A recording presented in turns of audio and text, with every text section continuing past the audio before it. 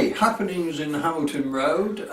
Developments are looking to go on there. The closure of the Marks and Sparks store, which I believe was opened in '53, well, certainly back at the coronation time, which was closed, I believe, two years ago, something like that. Anyway, they've come back with a modification to their original planning application, and it would appear that this has been accepted by the planning officers. I think the officer in this case was Michelle Coop, and what they've changed elements of it. They've reduced the number of flats from 16 down to 14. The delivery bay is going to remain as a delivery bay, and I went and had a look around it, and I was surprised because the delivery bay is quite a large part of the footprint of the actual total store, and it struck me that if they were to lose that, just dropping from 16 back to 14, it's felt that probably the flats that are now being proposed are somewhat smaller than the original flats, and that you've got much less of a footprint to work within. Anyway, need to look at the plans and see whether that's the case or not. The ground floor, the retail floor, will still remain as is. It could be split into two.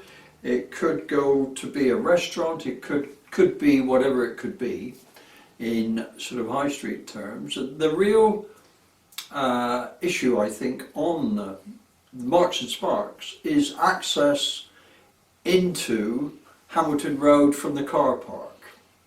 Now, that's been a critical element in maintaining the viability of Hamilton Road as a retail officer, in that it is the closest car park to Hamilton Road itself. Now, there's nothing in the consent that says anything about that at all, so that is something we need to get some clarification on it. What is being said, there is a great need for flats, etc., within Hamilton Road. Now, down the road and across on the opposite side of the road, there is, as some of you may remember, Ashton's Legal. You know, the solicitors on the corner who used to make their superb corner window available for many community events. I used it very often for Heritage Open Days, the Bartlett campaign, and many other things. A great loss to the town. Anyway, it is now proposed that the space above that building be converted into, let me double check, I think it's five flats. So we're, assuming that goes ahead, it's now being consulted between the planners and the owners of the site, and no doubt the public will have their say at some point. What we then see, if we were to get that 5 flats and we were to have Marks and Sparks, the 14 flats, that gives us 19 flats. One would assume most of these folk are going to need some parking somewhere. Are we now at the point that any existing property, commercial or whatever, can convert its upper stories into accommodation, but there isn't any provision for the probable vehicles that the folks who will buy those flats will undoubtedly have? And that seems to be an element around the whole of our planning system. If you go up and down any street on and around Hamilton Road currently, residential, the amount of actual traffic, park traffic, cars, is increased markedly over the last decade, and it looks as if there's no requirement to ensure that there is adequate parking for conversions that actually creates a greater demand. Now, finally, Wetherspoons, we see that their final, I think the 7th application has been approved.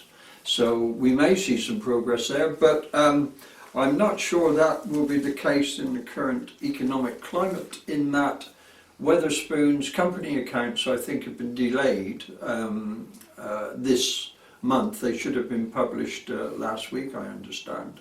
But I would have thought, in the looking into the future of hospitality, it's probable that many organisations will contract whilst they actually recover from what has been quite a major impact on hospitality businesses all over the land. So we'll keep you up to date on happenings in Hamilton Road when we know a little more. Bye for now.